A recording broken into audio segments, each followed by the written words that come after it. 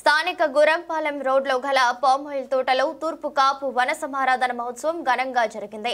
ఉదయం నుండి తూర్పు కాపు కుటుంబాలు విచ్చేసి ఆహ్లాదకరమైన వాతావరణంలో క్విజ్ పోటీలు, సాంస్కృతిక కార్యక్రమాలు, పిల్లలు పెద్దలు ఆటపాటలతో తిరునాళ్లు తలపించేలా నిర్వహించారు.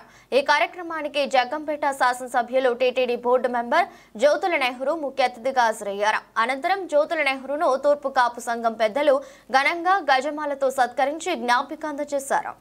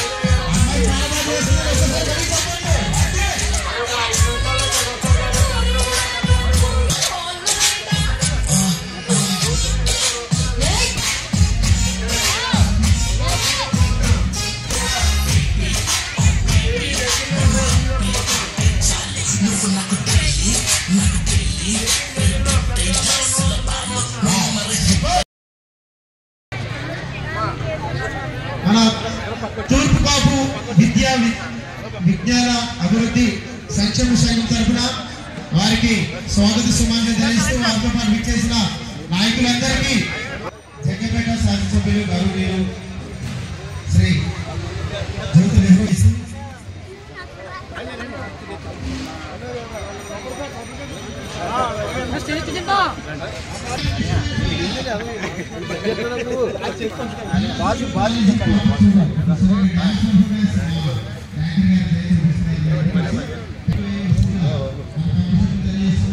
మనమనే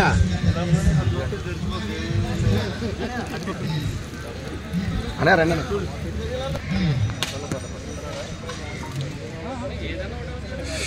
అలా పెట్టాను అన్నయ్య.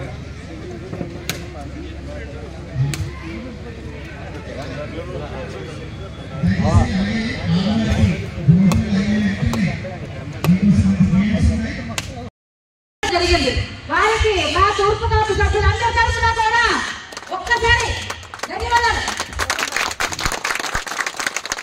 సార్. చాలా థ్యాంక్ యూ సార్. తూర్పు కాపు ఎప్పుడు తెలుగుదేశం పార్టీతోనే ఉంటారని మీకు తెలుసు. ఎప్పుడు కూడా తూర్పు కాపు అంటే తెలుగుదేశం పార్టీకి వెన్నుముక. అదే విధంగా మీరు వేదిక మీద ఉన్న చాలా మంది పెద్దలు ఉన్నారు. పేరు పేరున అందరూ కూడా నమస్కారాలు తెలియజేసుకుంటూ, అదే విధంగా డైరెక్టర్లకు కానీ నాయకులకు కానీ అందరికీ కూడా పేరు పేరున నా ధన్యవాదాలు అభినందించాలి.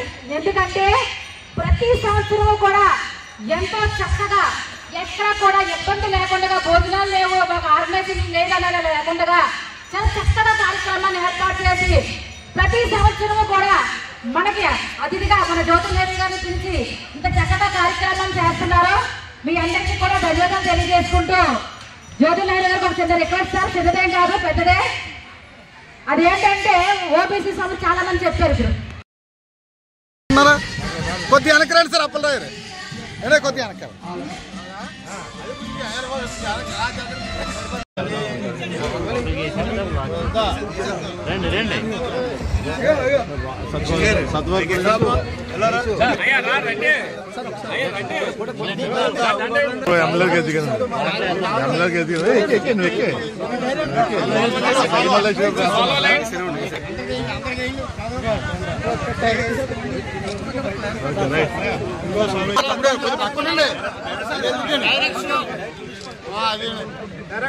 డైరెక్టర్ ముందు తీసే ముందు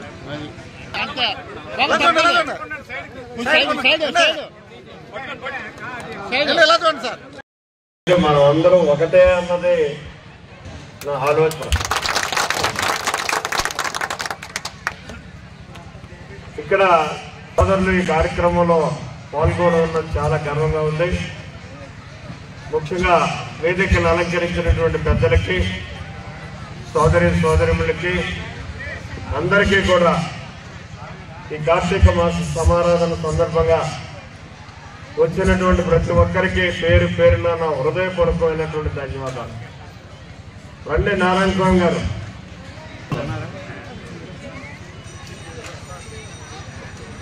మొన్నక సమారాధన జరిగింది, ఇవాళ సమారాధన జరిగింది. ఎత్తుబొచ్చిన దగ్గరికి నేను బాధపలే, కానీ ఇదంతా ఐక్యంగా ఒకే వేదిక వచ్చే సంవత్సరానికి మాత్రం నన్ను ముఖ్య అతిథిగా మీరు అందరూ కలిసి తెలవాలని, సమైక్యంగా కార్యక్రమం చేయాలి అని మిమ్మల్ని ప్రత్యేకంగా బాధ్యులు మీరు అందరూ. ఎందుకంటే ఇక్కడ ఉన్న వాళ్ళందరూ కూడా పెద్దలు. ఏదో చిన్న చిన్న ఇబ్బందులు ఉండొచ్చు కుర్రాళ్ళకి, అన్నింటినీ చక్కదిద్దాల్సినటువంటి బాధ్యత అప్పలనాథ్ గారి మీద, భద్రం గారి మీద కూడా ఉంది. ఎందుకంటే మనకు రాజకీయంగా లాభం అది. ఎప్పుడూ మనతోటనే ఒకే తాటి మీద మనం తీసుకెళ్ళగలిగితే మనకు బలం గట్టిగా ఉంటుంది.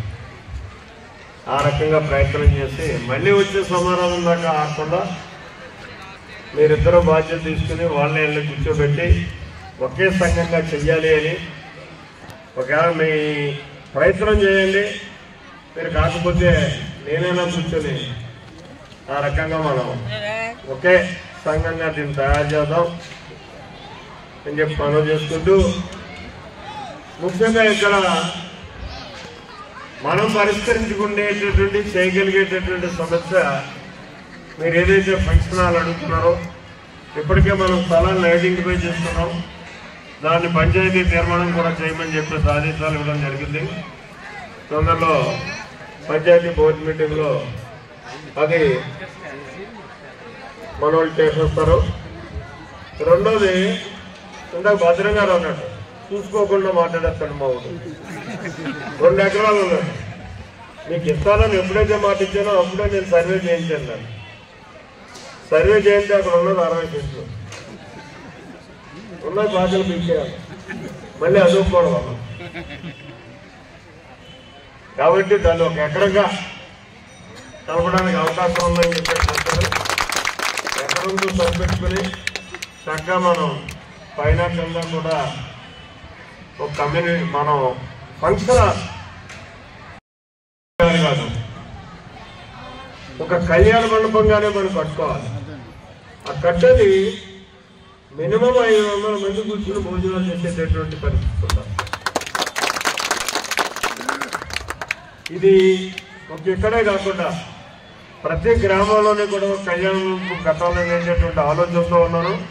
రాబోయే 5 సంవత్సరాల లోపల మన 83 గ్రామాల్లోనే కూడా, జగ్గంపేటలో అయితే ఇంకా 2-3 కట్టుకోవాలి. మనకి ఉన్నటువంటి విలేజ్ చిన్న విలేజ్ కాబట్టి ఒక్కొక్క కళ్యాణ మండపాన్ని కులాల ప్రసక్తి లేకుండా అక్కడ కట్టాలి అని చెప్పేసి నా ఆలోచన. కట్టి తీరుతాను కూడా. నేను కూడా మనం ఇంచుమించులో మార్చి దాటిన తర్వాత శాంక్షన్స్ రావచ్చు మన కళ్యాణ మండపానికి. అప్పుడు పనులు మొదలు పెట్టవచ్చు. మీరే కట్టుకోవడం పటిష్టవంతంగా చేసుకోవాల్సినటువంటి అవసరం ఉంటుంది. ఇక రెండోది ఓబీసీ. ఈ ఓబీసీ అన్నది మనకు 3 జిల్లాలకు ఉంది.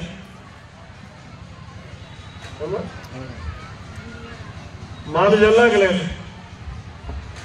ఎందుకంటే ఇక్కడికి ఇంచుమించులో అంతా వలస వచ్చిన వాళ్ళే. ఇప్పుడు 4-5 తరాల క్రితం దాని మీద తూర్పుగోదావరి జిల్లా కానీ వెస్ట్ గోదావరి కానీ అంటే తూర్పు కాపులు ఉండరు అన్నది ఒక నానుడి. అంతా కాపులే అని. దానివల్ల ఈ ఓబీసీ అన్నది కొంత ఇబ్బంది అవుతున్నటువంటి పరిస్థితి. అయినప్పటికీ కూడా మేము శాసనసభ్యులు అందరం కలిసి ఖచ్చితంగా ఈ 2 జిల్లాల్లో గతంలో విడిపోకుండా ఉన్నట్టు పాత జిల్లాలు ఏవైతే ఉన్నాయో ఆ 2 జిల్లాల్లో ఉన్నటువంటి తూర్పు కాపులందరికీ కూడా ఈ ఓబీసీ సర్టిఫికెట్ వచ్చేలాగా మాత్రం ప్రయత్నం చేస్తాం. అవసరం అనుకుంటే సెంట్రల్ గవర్నమెంట్ పర్మిషన్ తీసుకోవాలనుకున్నా తీసుకోవడానికి కూడా ప్రయత్నం చేద్దాం, సాధిద్దాం. ఈ 2 కార్యక్రమాలు మాత్రం నెక్స్ట్ మనం ఇక్కడికి ఎకనమిక్ ఇయర్ ఏదైతే విద్యా సంవత్సరం వస్తుందో ఆ విద్యా సంవత్సరం రాకుండానే దీన్ని మనం ప్రయత్నం చేసి పని పూర్తి చేసుకుందాం అని చెప్పి మనం చేసుకుంటూ, సంఘం అంటే సంఘ అధ్యక్షుడిగా కానీ సంఘం యొక్క బోర్డు మెంబర్స్ కానీ భోజనాలు పెట్టేస్తే బాధ్యత తీరిపోతుంది. కూర్చొని నాయకులు కోరికలు అడిగేస్తే తీరిపోకూడదు. ఆ అడిగినటువంటి కోరికలు పూర్తయ్యే వరకు కూడా వాళ్ళ బాధ్యత తీసుకుని మమ్మల్ని పోవాలి. ఇప్పుడు ఇక్కడ నేను చెప్పేస్తాను, ఇంకొక ఊరు వెళ్తాను, అక్కడేదో అడుగుతారో అక్కడే చెప్పేస్తాను, చెప్పాలి, నేను తప్పదు. అవి పూర్తి చేయాలి. చేయడానికి నాకు ఎప్పటికప్పుడు మీరు సూట్తో పొడిచినట్టు చూడాలి.